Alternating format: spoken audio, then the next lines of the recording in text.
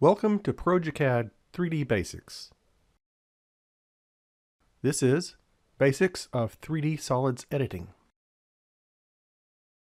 To find links to any downloadable resources available for this video, make sure to check the description box below.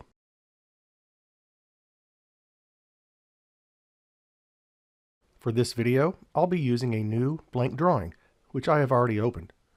I'll be using the Ribbon Full workspace. So that we can better visualize the solids I'm going to be editing, I'll set my view to Southwest Isometric and the visual style to Conceptual.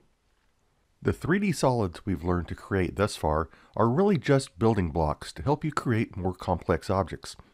In this video, we'll be learning about the editing tools on the left side of the solid editing panel. I'll be pasting in various objects that I have ready for my demonstrations. Here, I have a 2-inch square box with a cylinder sitting on the top plane. The first editing tool is called Union. It takes multiple 3D objects and turns them into a single object. I'll launch Union, and I'm prompted for the objects to join together. Here, I only have 2, so I'll select them with a crossing window, pressing Enter to end the selection. Now the box and cylinder are joined together into a single object. For the next tool, I'm going to bring in another box and cylinder, but this time the cylinder crosses through both the top and bottom planes of the box. This tool is called Subtract, and is certainly the most common method to make holes, which is what we want to do. In other words, I want to subtract the cylinder from the box. I'll launch the Subtract command. Make note of the prompt, as it does matter which object gets selected first. It's asking for the object to subtract from. I'll select the box and press Enter to end selection. The prompt changes to ask for the object to subtract. I'll select the cylinder, press Enter, and my hole is created. I'll orbit around a bit to better show the newly created hole. I'll pop in my next set of objects for the Intersect command.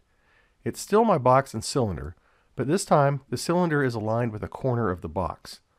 I'll quickly switch to a top view to better visualize just where the cylinder is. Then I'll return to the isometric view I was in. I'll launch the Intersect command. Like Union, it prompts for all of the objects you want to include in the intersection. Again, I'll use a crossing selection window. I'm finished selecting, so I'll press Enter to execute the command. Only the parts of the solid that intersect each other remain as a 3D solid. Our next editing tool is called Slice. For this, I'll bring back the separate box and cylinder I used for Subtract. I'll leave them separate just to demonstrate that Slice will work on all items that cross your slicing plane. I'll launch Slice and select both objects as the prompt asks me to do.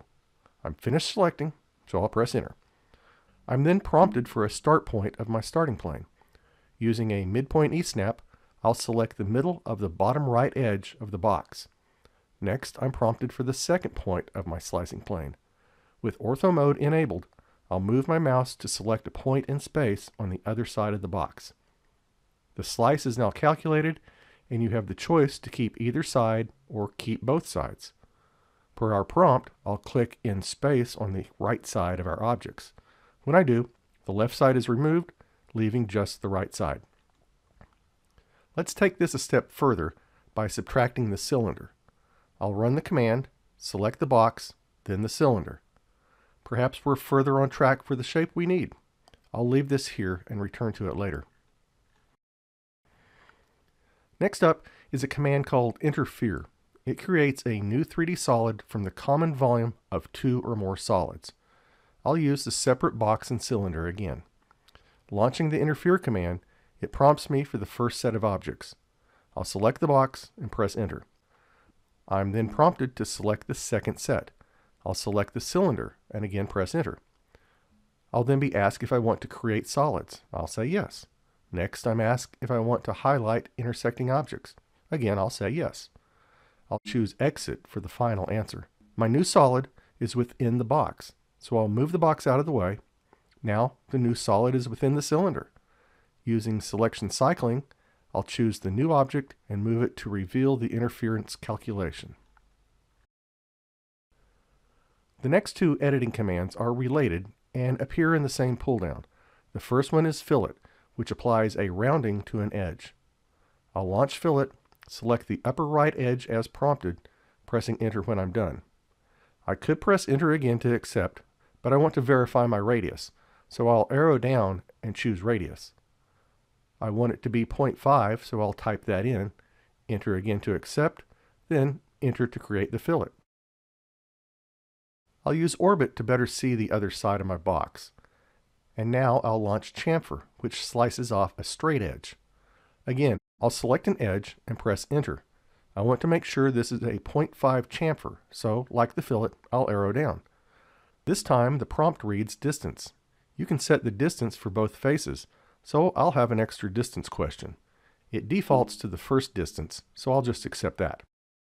Pressing Enter to execute the chamfer, I see my results on the box. Armed with what we know now about fillets, let's return to our previous object. Perhaps our design says that our object is curved, not square. I'll use Fillet to accomplish this. I'll select the vertical edge on the right, specify a 1-inch fillet, and apply it.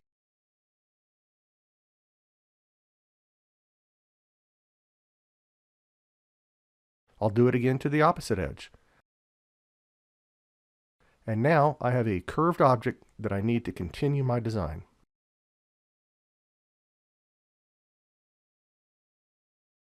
You can find out more information, download their 30-day free trial, or purchase your own progeCAD license at www.progecad.com.